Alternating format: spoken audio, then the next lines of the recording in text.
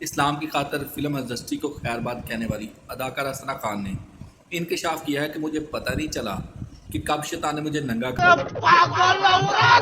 کر دیا اور مجھ سے یہ سارا کام کرواتا رہا اور میں بھی مزے مزے سے یہ سارا کام کرتی رہی۔ اداکارہ ثنا نے حال ہی میں ایک تازہ انٹرویو دیا ہے جس میں اس نے بتایا کہ شوبز میں جسم کے ننگے پن کو آزادی اور جدت سمجھنے لگی تھی میں۔ انہوں نے کہا کہ آہستہ آہستہ میرا لباس تبدیل ہوتا گیا، مجھے پتہ ہی نہیں چلا کہ کب میں نے اپنی سادگی کھو دی۔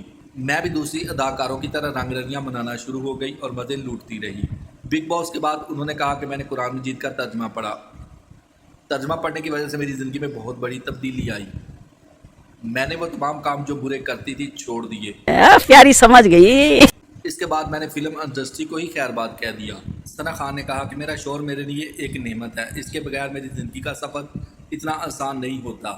ثنا خان نے کہا کہ میں نے 2020 میں فلم انڈسٹری کو ٹوٹل خیر بات کہہ دیا تھا، اس کے بعد میں فلم انڈسٹری میں کبھی نہیں آئی، اور اگلے ہی سال میں نے مفتی انس سعید سے شادی کر لی تھی۔ اس سے اگلے سال ہی ہمارے ہاں ایک بیٹے کی پیدائش ہو گئی۔